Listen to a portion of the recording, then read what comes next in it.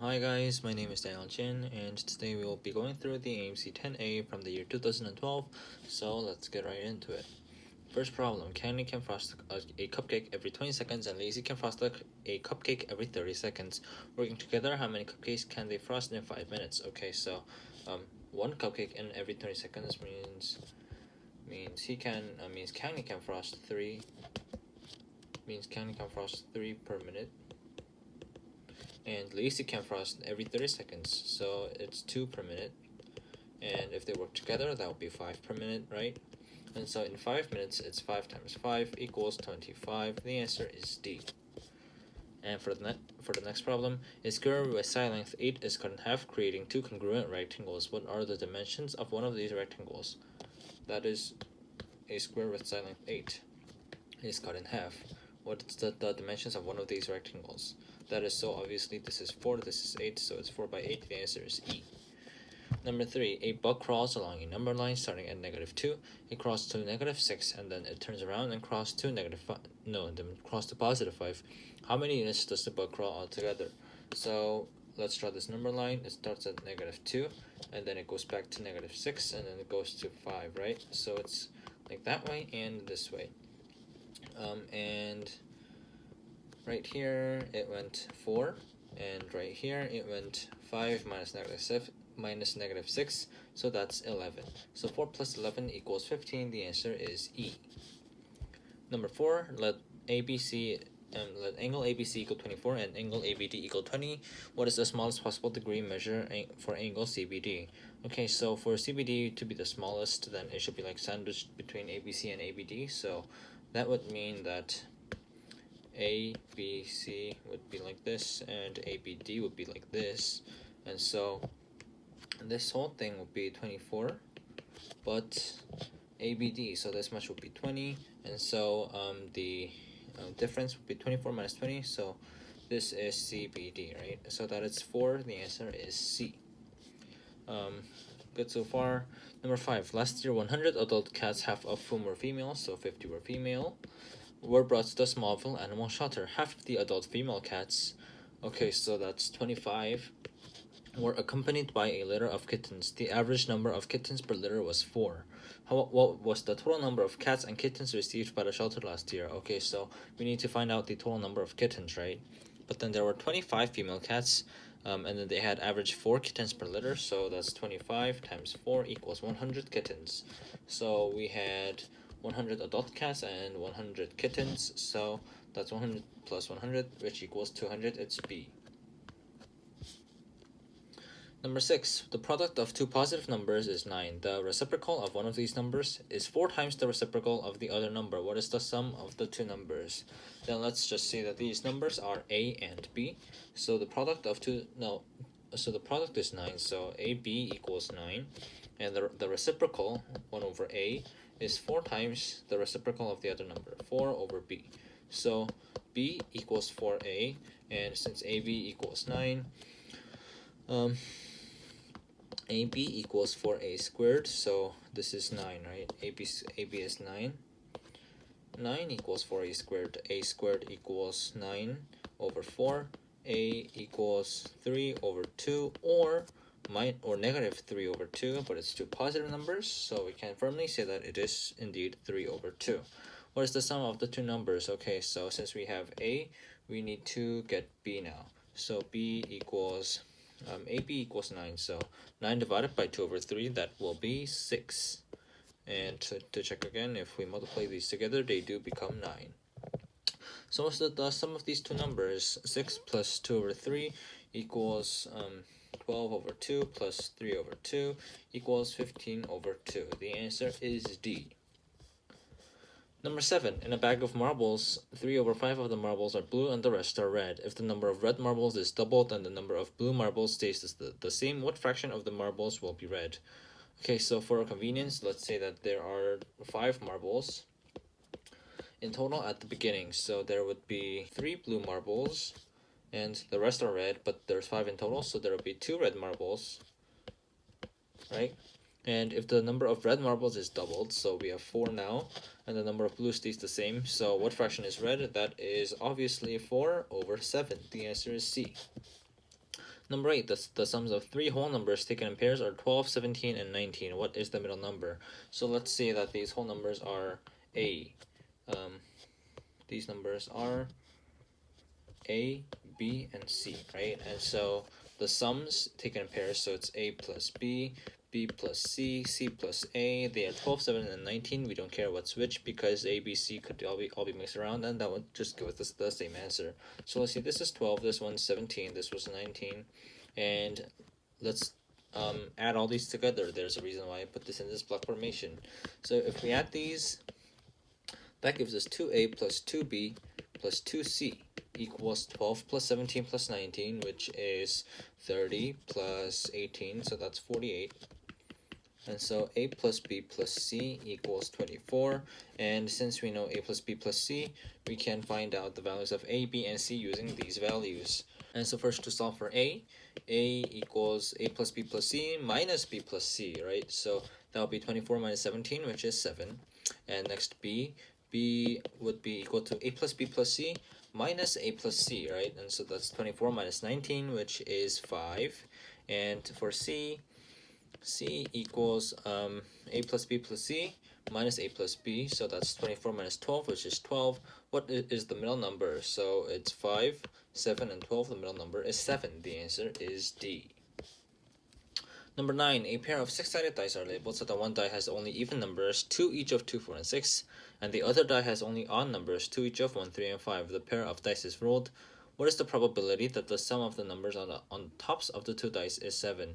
Okay, so the main effect of dividing these dice into one having just even and one having just odd is that the two numbers on the tops of the two dice must always be one odd and one even, right? So there's odd and even, and their sum has to be 7, right? And so how many ways can this be done?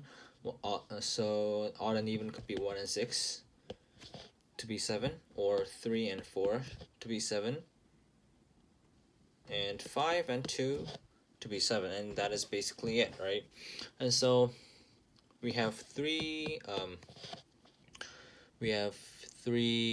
types of events that could occur, and so that's 3 times, and then the event of 1, and then the probability of 1 coming out, that's 1 over 3, and the probability of 6 coming out, that's 1 over 3. So if we do this equals, these cancel, this is 1 over 3, so the answer is D. Number 10, Mary divides a circle into 12 sectors. The central angles of these sectors measured in degrees are all integers, and they form an arithmetic sequence. What is the degree measure of the smallest possible sector angle? Okay, so let's say that the sectors are, so since the sectors form an arithmetic sequence, let's say that the sectors start with A, and then it keeps adding B to each next sector angle. So A plus B, A plus 2B, A plus 3B, all the way to A plus 11B, because there are 12 sectors, and so there would be 11 sectors with B in it and 1 without. So the end is A plus 11B. And for us to have the smallest possible sector angle, and so this means the smallest possible A, right? And for us to have the smallest possible A, then we need the largest possible B.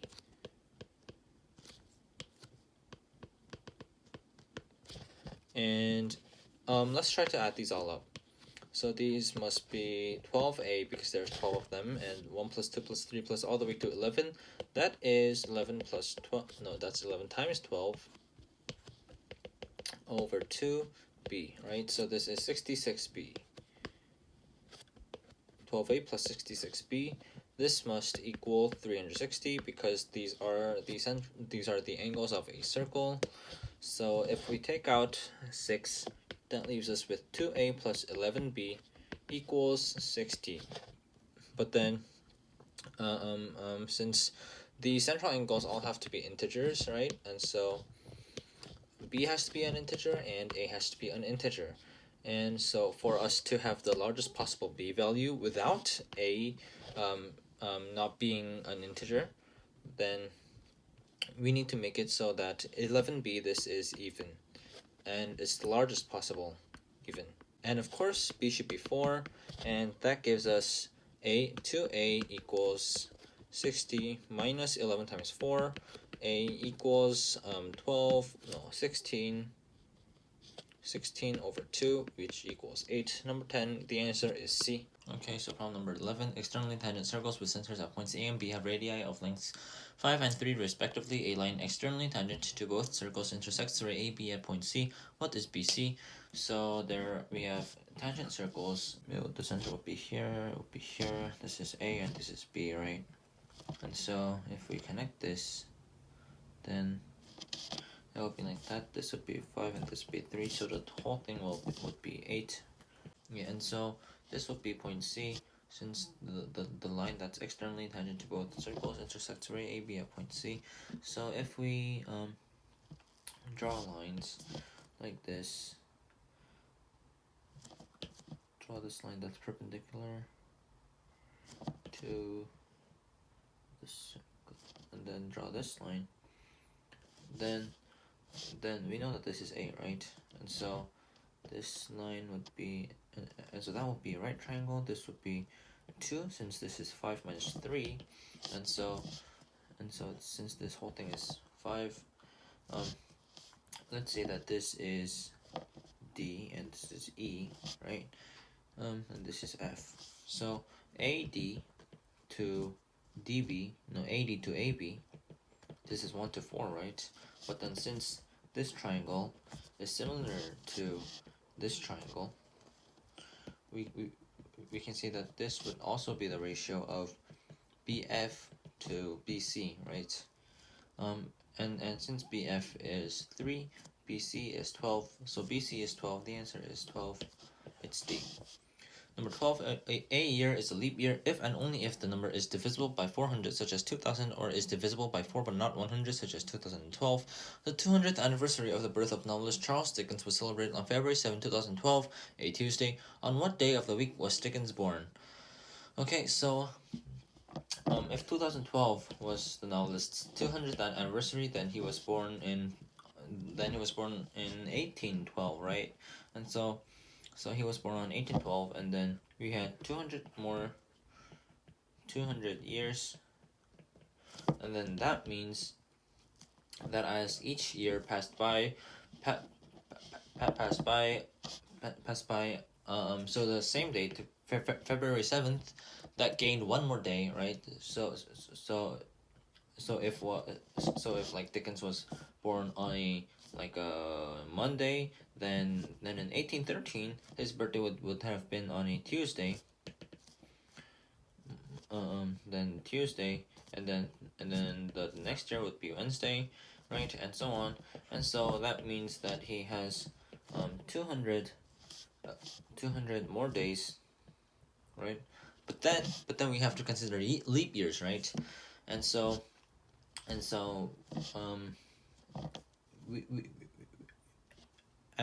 since we all know that a leap year comes every 4 years, and this is the 200th anniversary, so it's 200 divided by 4.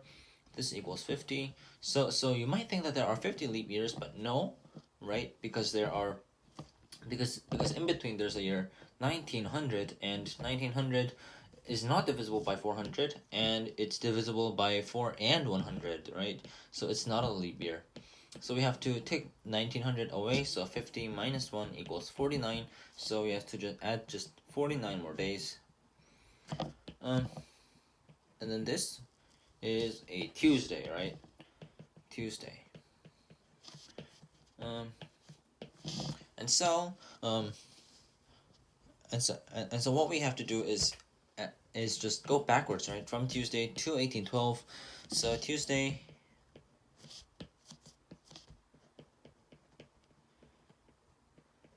minus 200 days, minus 49 days, right? But then first, we can take away this minus 49 days, because because 49 is divisible by 7, so minus 49 would not affect the day of the week when Dickens was born, right? So we can take this out.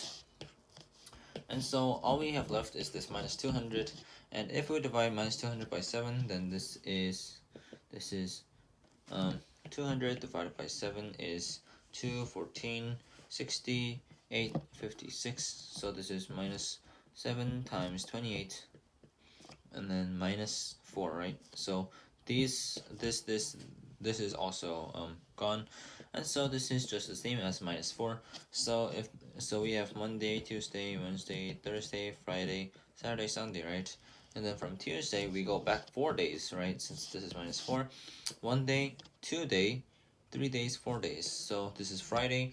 The day of the week is Friday. The answer is A. Number 13, an iterative average of the numbers 1, 2, 3, 4, and 5 is computed the following way. Arrange the 5 numbers in some order, find the mean of the first 2 numbers, then find the mean of that with the third number, then the mean of that with the fourth number, and finally the mean of that with the fifth number. What's the difference between the largest and smallest possible values that can be obtained using this procedure? Okay, so so if we have the numbers A, B, C, D, and E, then the iterative average of these five numbers would be A plus B over 2 plus C over 2 plus D over 2 plus E over 2.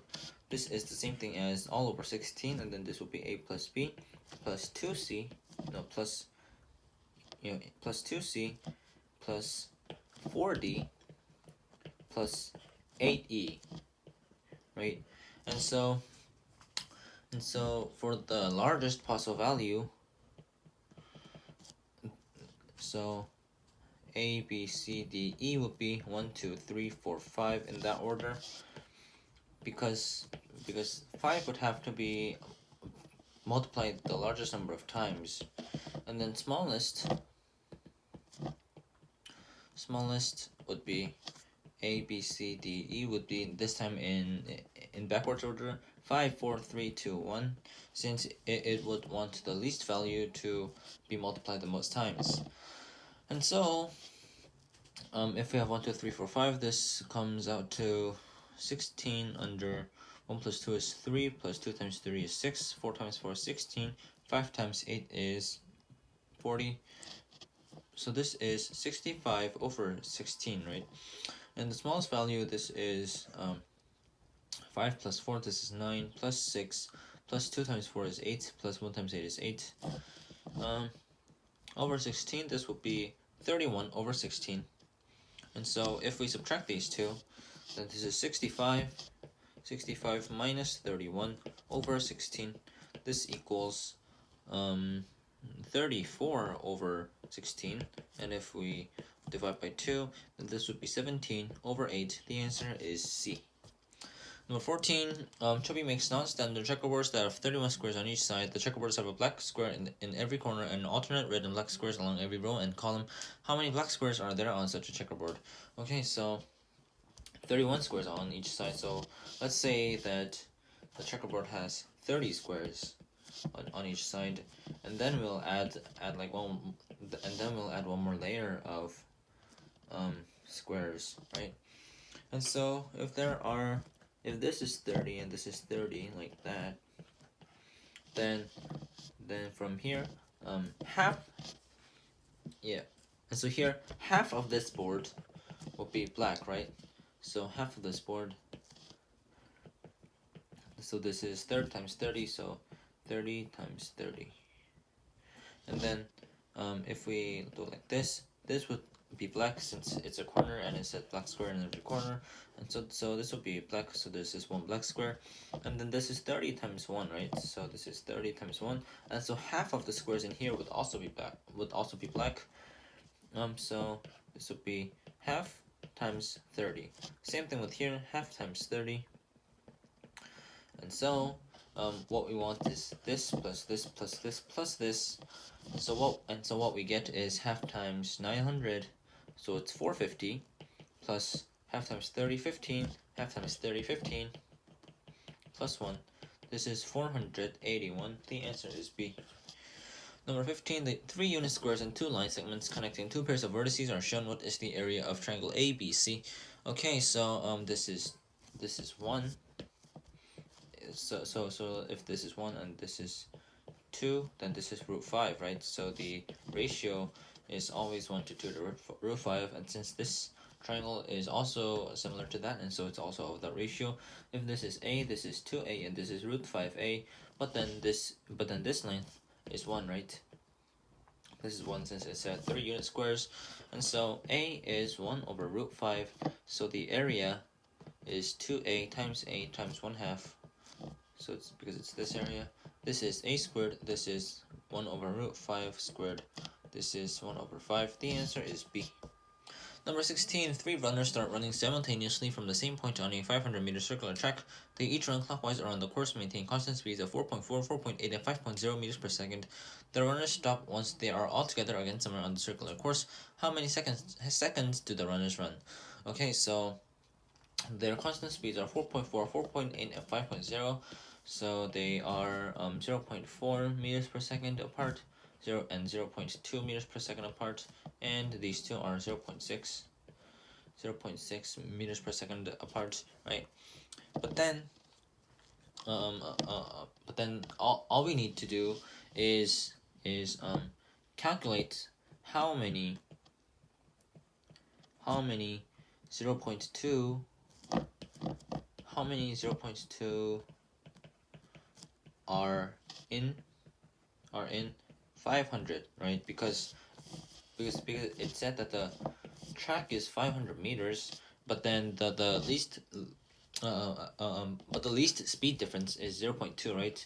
And so we will need this speed difference to be continuous until it becomes 500 meters, because that way the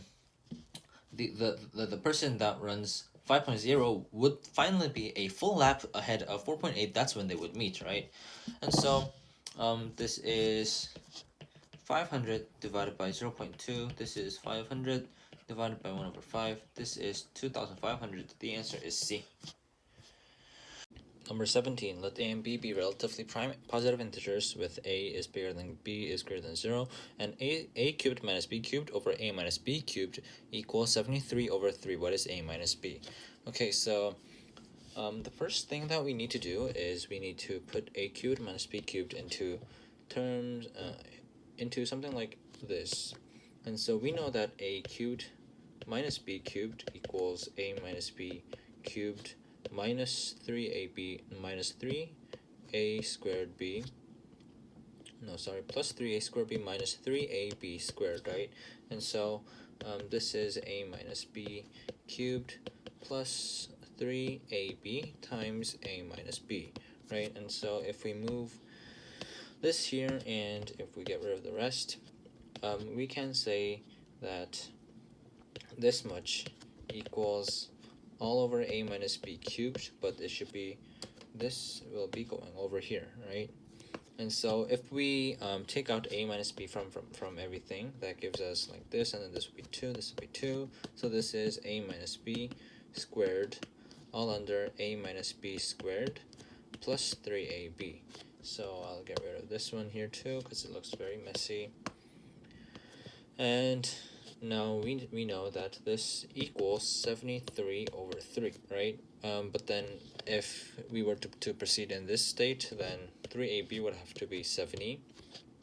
Because if this is 3, then this would also be 3, so 3ab would have to be 70. And to fix that, we have to make 3ab a multiple of 7. So what we'll do is we'll just take this whole thing and multiply the numerator and denominator by 3 each, and so that will give us all over 9, and 73 plus 73 times 3 is 219, right? And so right now AB equals 70 and a minus b squared equals 9, which makes it look suspiciously like a minus b should be 3. So we have a guess that it's gonna be C. We don't know that yet, obviously, and so let's check with AB equals 70. Okay, so this is all based on if a minus b equals 3, right? And so AB equals 70, that would give us like a can be 10, b can be 7, So a minus b equals 3. This holds true. And so we can now be sure that this and this values are the a and b values that I need. A and b equals 3, just as we had guessed. The answer is C. Number 18. The closed curve in the figure is made up of 9 congruent circular arcs, each of length 2 pi over 3, where each of the centers of the corresponding circles is among the vertices of a regular hexagon of side 2.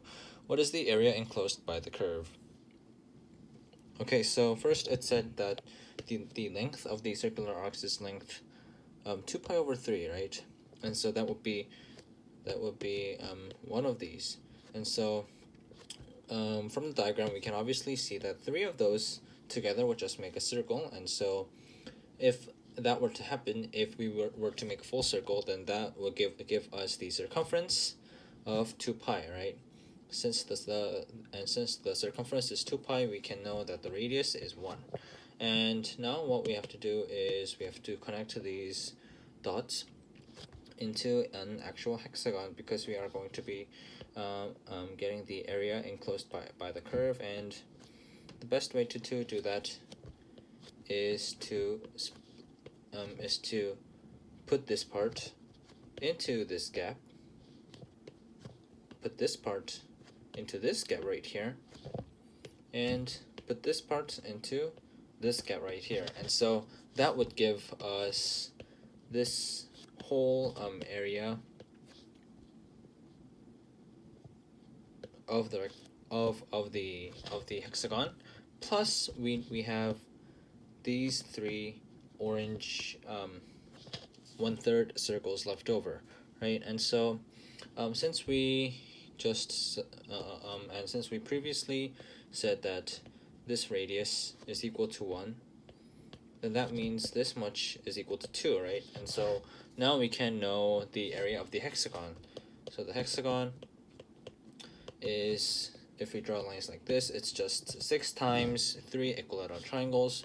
So 6 times, no, that's just 6 equilateral triangles, sorry. 6 equilateral triangles, and so it's 6 times root 3 over 4 times 2 squared. And so these two cancel. This is 6 root 3. And now what we need is these 3 1/3 circles, and obviously they come together to form one full circle, and the radius of that will also be 1. And so for this circle, the area is pi. So the answer is 6 root 3 plus pi. The answer is E. Problem number 19. Paula the painter and her 2 helpers each paint at constant but different rates. They always start at 8 a.m. and all 3 always take the same amount of time to eat lunch. On Monday, the 3 of them painted 50% of a house, quitting at 4 p.m. On Tuesday, when Paula wasn't there, the 2 helpers painted only 24% of the house and quit at 2:12 p.m. On Wednesday, Paula worked by herself and finished the house by working until 7:12 p.m. How long in minutes was each day's lunch break?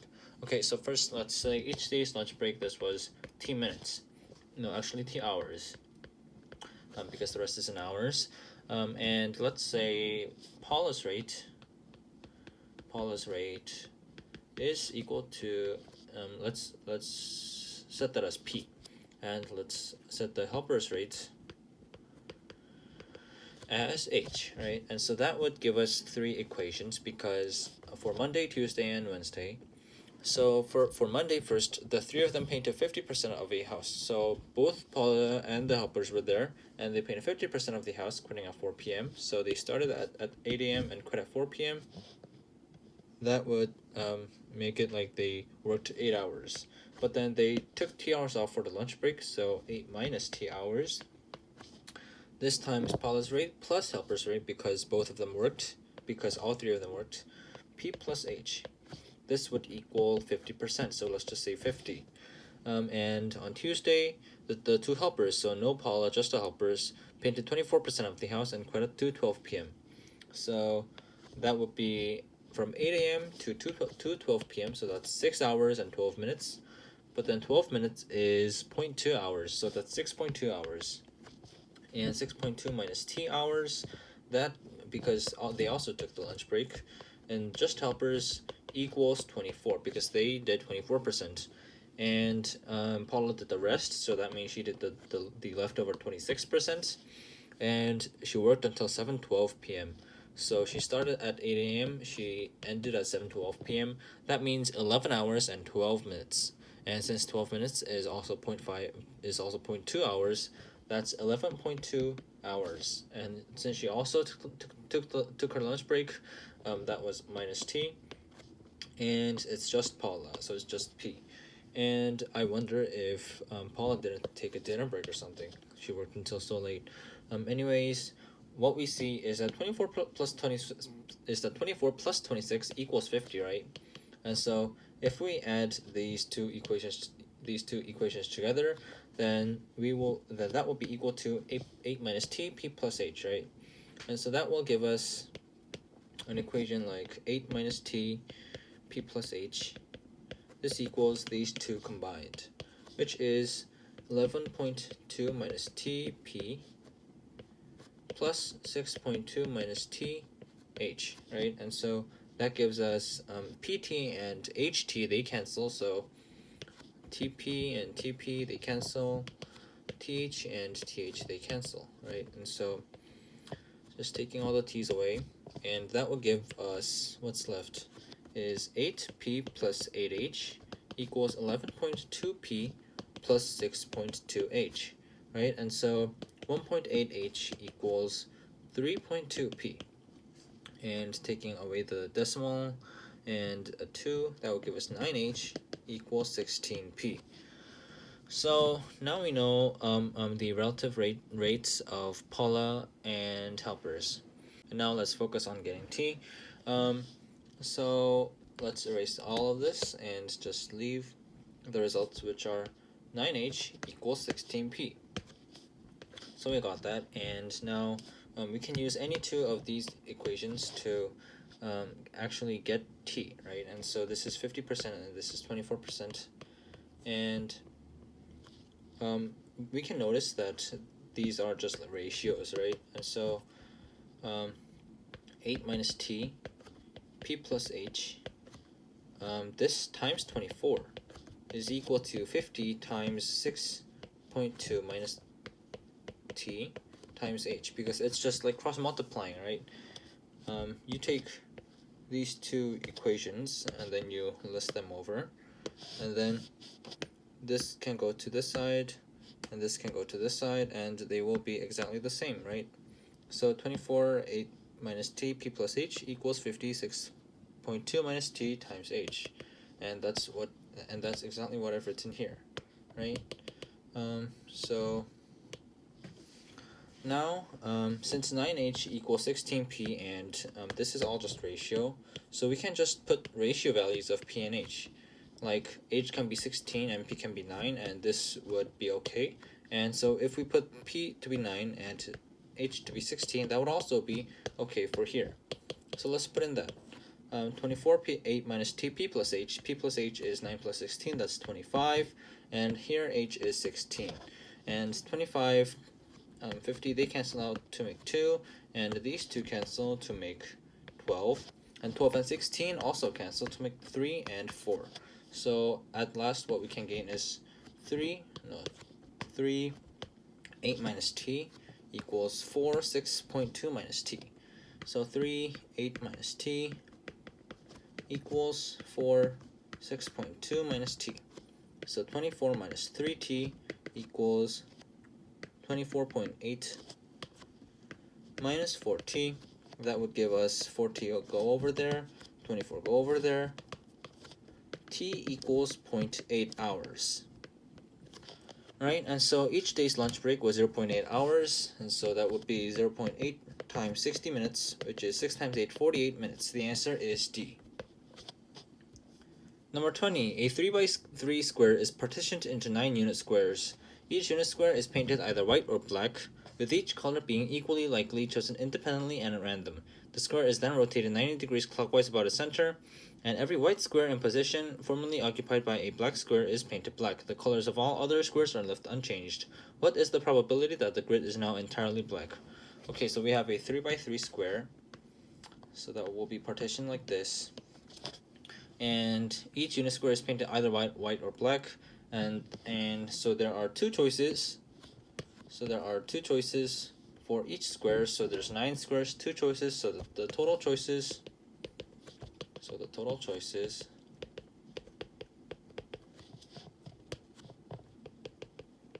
equals 2 to the 9th power, which is 512. Keep that in mind. So now, and then it's going to be rotated 90 degrees clockwise about its center, right? And so what we have to see is that, first of all, for the grid to be entirely black, the middle square always has to be black, because how much ever you rotate it, the middle square is just going to stay the middle square. So the middle square has to be black. And next is seeing that these four are intertwined and these four are intertwined, but they do not influence each other. So the red color ones, they influence each other, and the blue ones influence each other.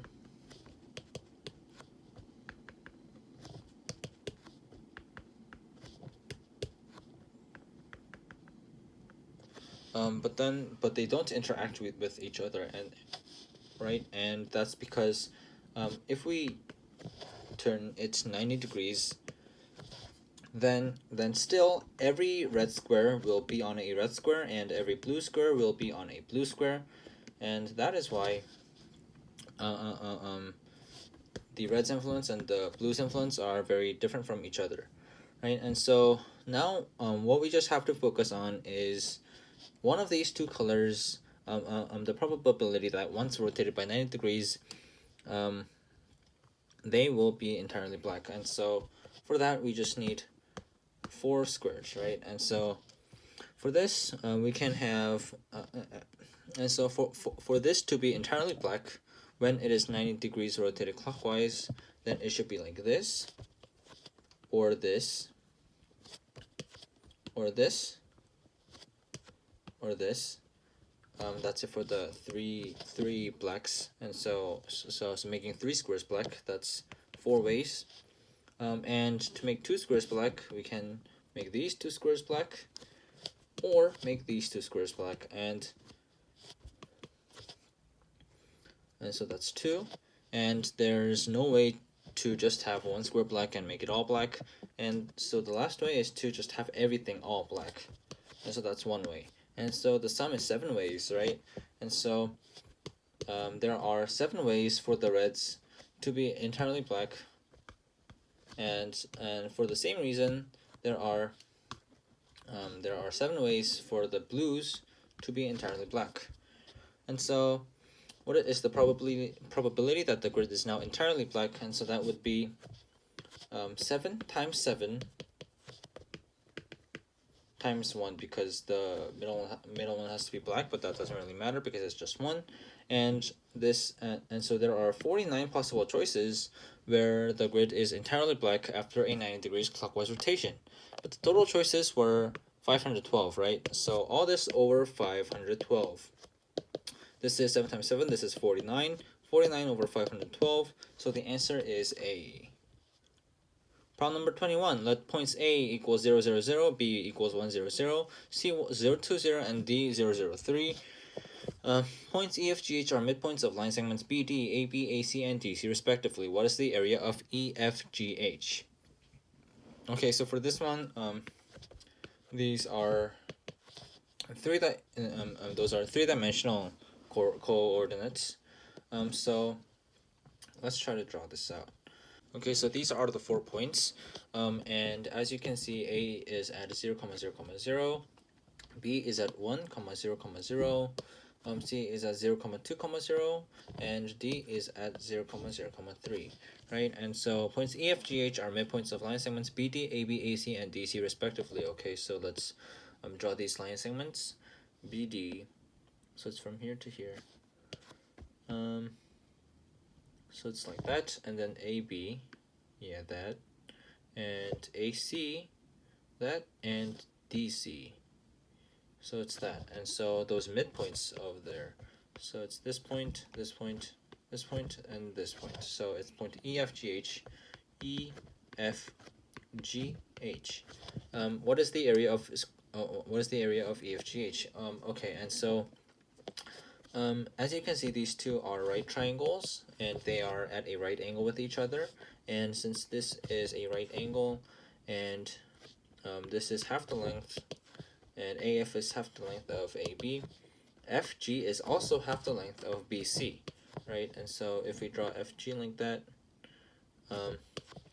that will so the length of FG is half that of BC, and since AB is 1 and AC is 2, BC is √5, and therefore FG equals √5/2.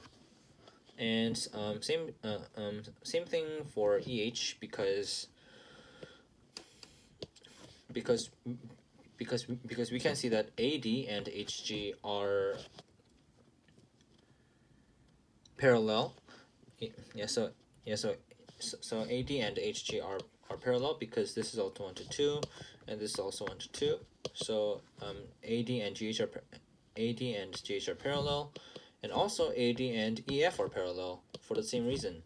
And so now we can see that EF and HG, those are parallel, and therefore EH must have the same length as FG, right?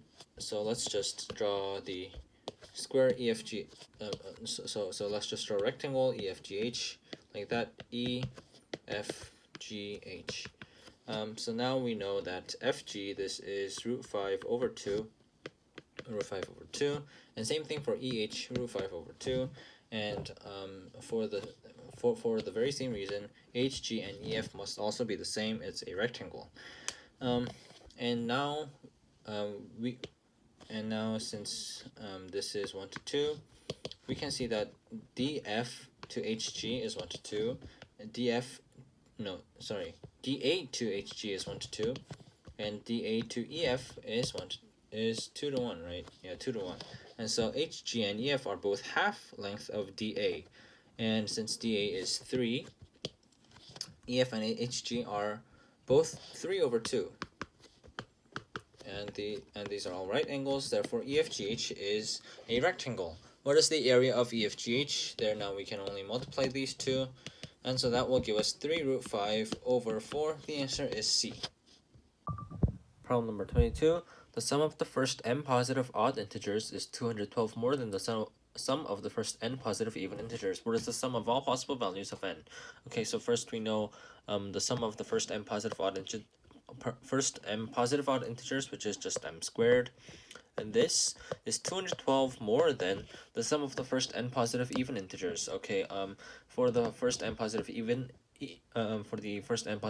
integers, we know that the first n positive integers, which are like 1, 2, 3, 4, 5, 6, 7 going on, this equals n plus 1/2, right? But then since this has to be even integers, then that means the values will be like 2, 4, 6, 8, 10, 12, 14, and on, right? But then what we notice is that these bottom values are just 2 times these values at the top. So that will just give this times 2, right? And so this will be equal to n plus 1/2 times 2, and these obviously cancel out. The answer is n plus 1. So it's 212 plus n plus 1, right? And so we don't need this here anymore. And what's the sum of all possible values of n? Okay, so since this is about n, we will let's make like a quadratic equation about n, right? So if we get over m squared here, that will give us n squared plus n plus 212 minus m squared equals 0, right? And so if we put the quadratic formula to this, we can say that n equals, and then it's 2a over minus b plus or minus root b squared minus 4ac, right? So it's all over 2, and then it's minus 1 plus or minus square root, and then 1 squared minus 4 times 1 times 212 minus m squared. So it's 212 minus m squared. And so that will give us, let's just look at the inside here. This part, root 1 squared minus 4 times 212 minus m squared. So if we put this there and focus on this part and focus on this red part, that will give us square root 1 minus, no, square root 4m squared minus 848 minus 1, right? So minus 40 minus 847. Let's say that this equals k. Then that will mean 4m squared minus 847 equals k squared. And if we swap the locations of k squared and minus 847, that will give us 4m squared minus k squared equals 847, correct? But then we can divide 4m squared minus k squared into 2m plus k, 2m minus k, and then that will equal 847. And so what we have to do now is divide 847 into values that will result into integers, right? And so we can see that 847 equals 7 times something, right? So if we divide 847 by 7, that will give us 1, and then 1, 2, so it's 121. That's 11 squared, so that's 7 times 11 times 11, right? And so 847 can give us 2m plus k and 2m minus k, values of 847 and 1. And so that would give, this is 847, this would be 1, because k is obviously a positive integers. And this can be 121 and 7, which would make this 121 and this would be 7, or 77 and 11, so this would be 77 and this would be 11, right? And so if 2m plus k and 2m minus k were like this, then we have three possible values of n, right? And so to get the possible values of n, we need to find the possible values of k. So in this instance, k equals, so first we should notice that subtracting this, so first we should notice that 2m plus k minus 2m minus k, that will equal 2k, right? And so if we do 847 minus 1, that will give us 2k, and so k would equal all over 2, right? And 847 minus 1, this is, let's do this in a different color.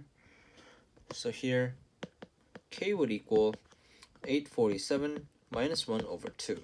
This is 846 over 2, 423. And here, k would equal 121 minus 7 all over 2. This would equal, what is it? 114 over 2. This is 57. And here, k would equal 77 minus 11 over 2, which equals 66 over 2 equals 33. So these are our 3 k values, right? But then what we need is n, and we can see that n equals this. And since this much was k, we can just say that this equals all over 2 and k minus 1, because this is technically plus or minus, but since k is positive, it won't be minus, so it's just plus k. And so if we put these k values into here, k, then that would give us k minus 1 over 2 could be 423 minus 1 over 2, which is 422 over 2, or 57 minus 1 over 2, which is 56 over 2, or 33 minus 1 over 2, which is 32 over 2, and so 422 over 2, that would give 211. 56 over 2, that would give 28, and 32 over 2, that would give 16. And so now we have to add all of these together. This equals 211 plus, 34. That's 255. No, sorry, that's not 250. Oh yeah, that is 255, because this should not be 34. This is 44. So this is 255. And so we see 255 in A. The answer is A. Problem number 23. Adam, Benin, Chiang, Deshaun, Esther, and Fiona have internet accounts. Some, but not all of them, are internet friends with each other, and none of them has an internet friend outside this group. Each of them has the same number of internet friends, and how many different ways can this happen? Okay, so first we can list A, B, C, D, E, and F. These are the names of the people. And let's decide how many possible values of internet friends they can each have. So they can each have 1 or 2 or 3 or 4 friends. If they have 5 friends, that means everybody is friends with everybody, but it said not all of them are internet friends with each other. So our list stops right here. And so first, let's see how many ways for each person to have 1 friend, right? And so that would just be doing that would just be doing 5. No, let's say Adam goes first. And who goes first really doesn't matter. So this is WLOG, meaning without loss of generality, right? So without losing the fact that it applies to all the things, we can just say that we can just look at the case where A chooses first. So A will choose 1 friend, so he has 5 to pick, and let's say he picks Deshaun. So that's 5 choices. So that's 5. And let's just pick 1 more person. Let's say it's B. Then how many ways are there for B to pick another friend? That's just 3. So that's 3 possibilities. So that's 5 times 3, and that's all the possible things, because the remaining friend would just have to be friends, the 2 of them. So this is 5 times 3, which equals 15. So there are 15 ways for each friend to have 1 internet friend. All right, and so next, 2 friends. There are 2 ways in which this can happen. So if we say that the 6 people are in like are in like a hexagon shape, then we can say that if everyone is connected like that, then that is one case where each of them has all 2 internet friends.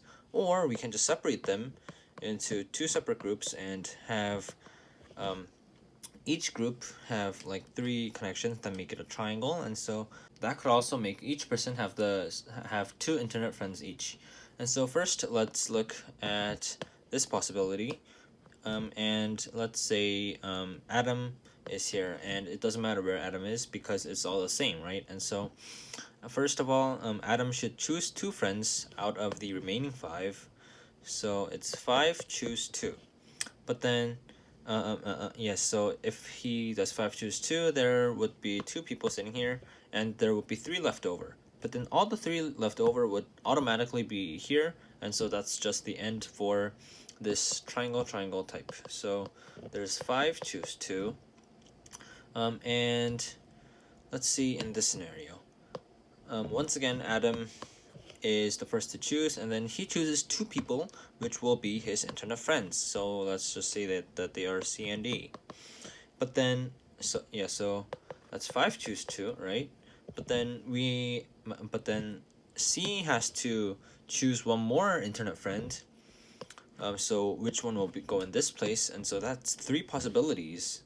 So that's times 3 possibilities. Let's say C picked D, and yes, and now E only has 2 possibilities to pick his internet friend, and so that's times 2. And let's say E picked F, right? And then obviously this remaining spot would be for B, and so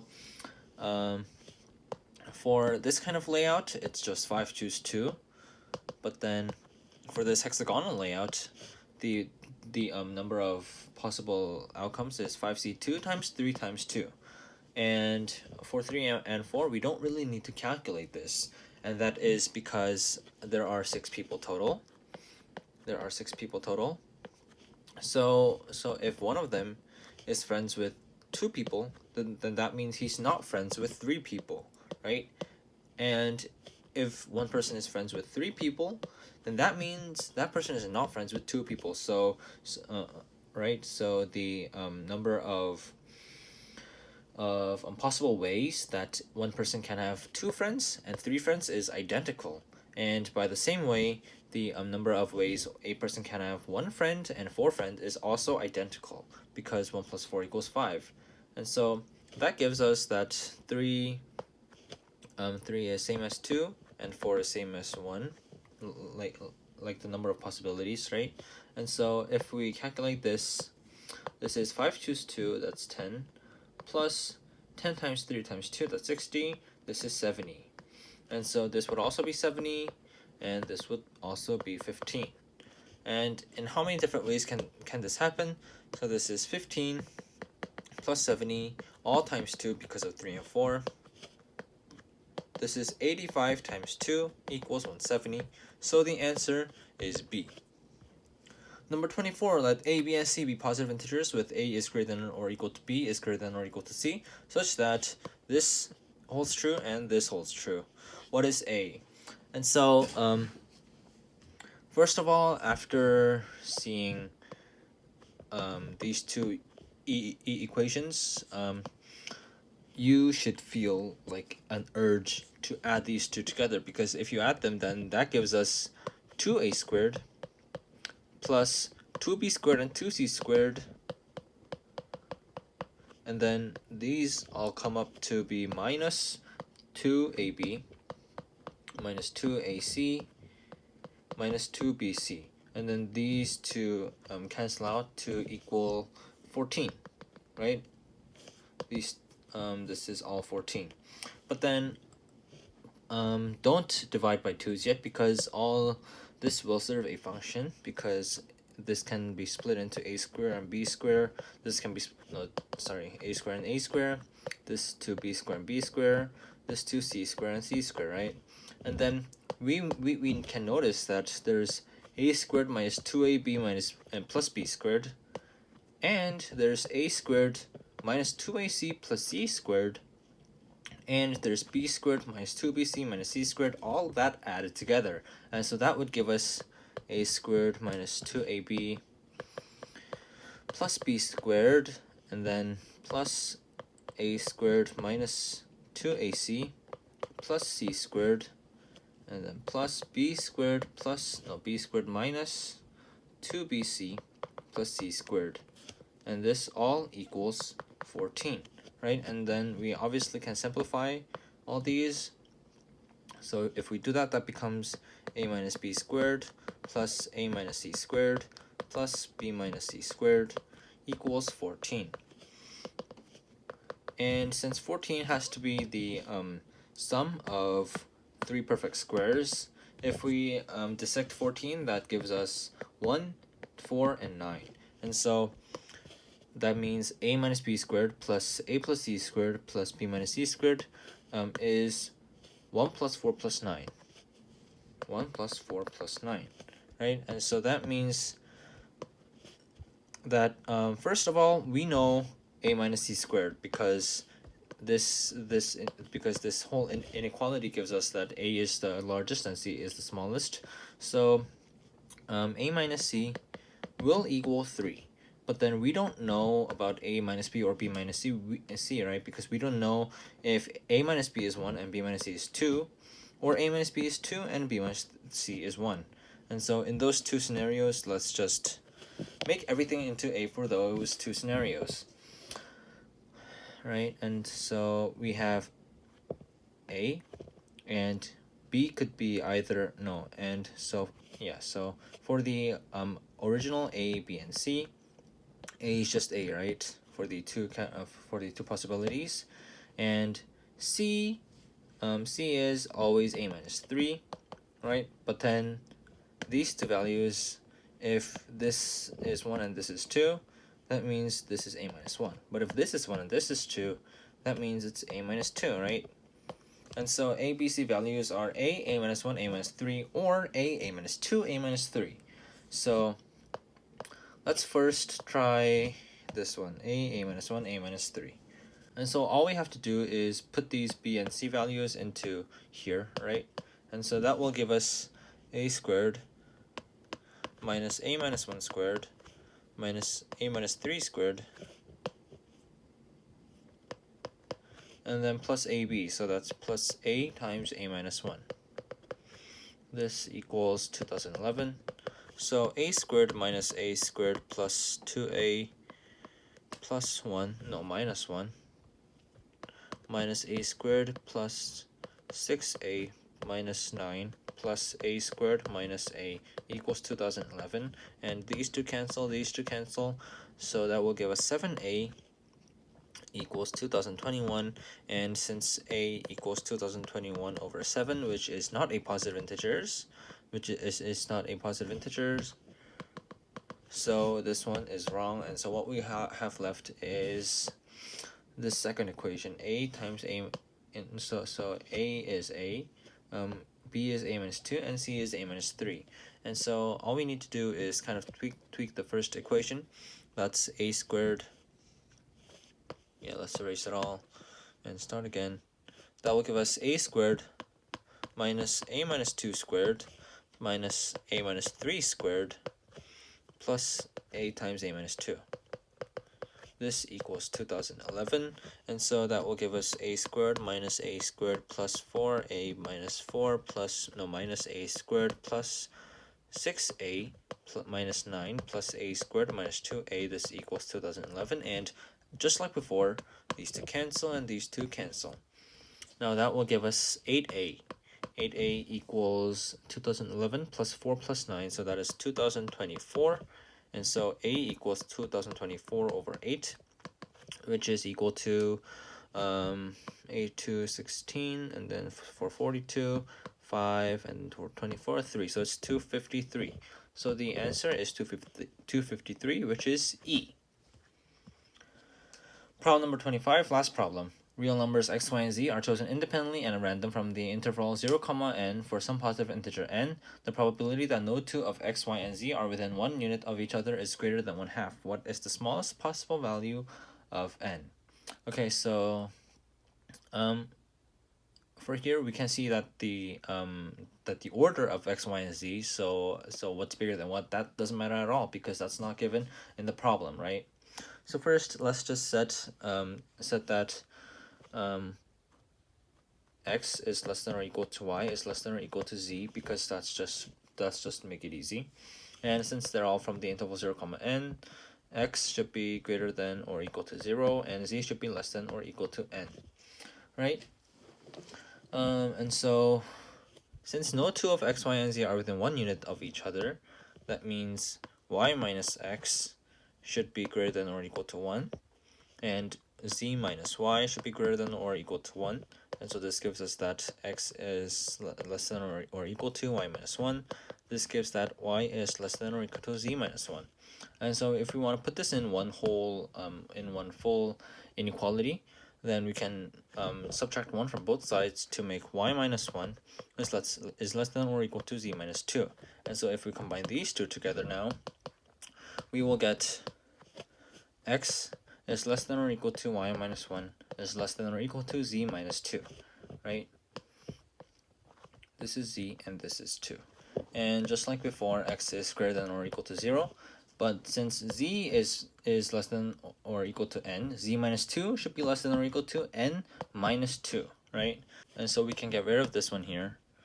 And for us to get the full possibilities, so the possibilities at just this and without this restriction, then that gives us n cubed over 3, and that is because if we kind of picture this as three-dimensional, kind of going like this, right, with x, y, and z, then we can just make a cube of side length n here. This is going to be that cube, and this is going to be n, and n, correct? And so this cube is sticking out from here, and and the volume of that whole thing will be n cubed, right?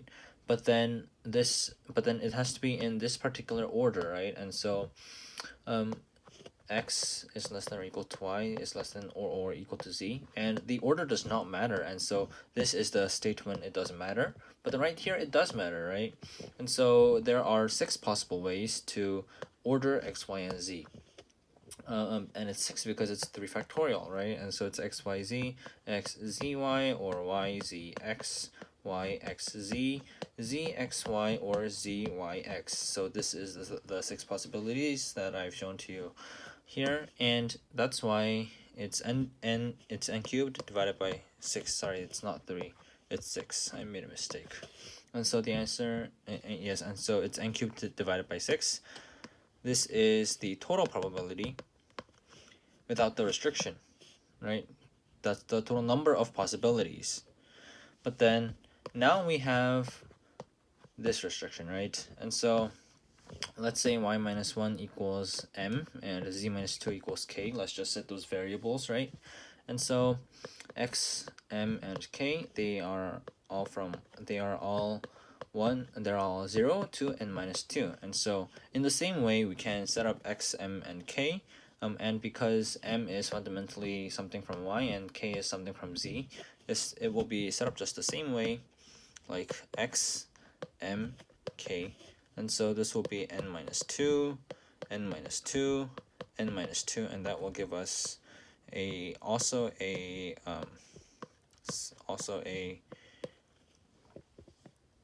cube like that. And so the full volume of that will be n minus 2 cubed.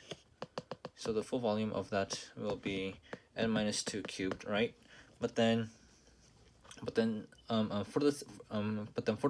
the same reasons as before, since this particular order doesn't really have to be in this order, so it's also divided by 3 factorial, which is 6. And so this is the conditional, so this is the total number of possibilities that are matching this condition. So the probability, this probability is n minus 2 cubed over 6 all over n cubed over 6. And so this equals n minus 2 cubed over n cubed, right? And this is greater than 1/2, so this is greater than 1/2. And let's just try a random value from here. Let's just try 9, right? So if n is 9, 7 cubed over 9 cubed, this is 729, and then the numerator would be 7 cubed, so it's 49 times 7. It's 343, and this is barely not 1/2. So let's try n equals 10. If n equals 10, let's see if that will do the trick. And so this gives us 10 minus 2 cubed, so it's 8 cubed all over 10 cubed. So this is 512 over 1024, no, over 1000, right? And so this is over 1/2. And so n equals 10 is the smallest possible value of n, so the answer is D. So that was problem number 25, and thank you for watching, everybody.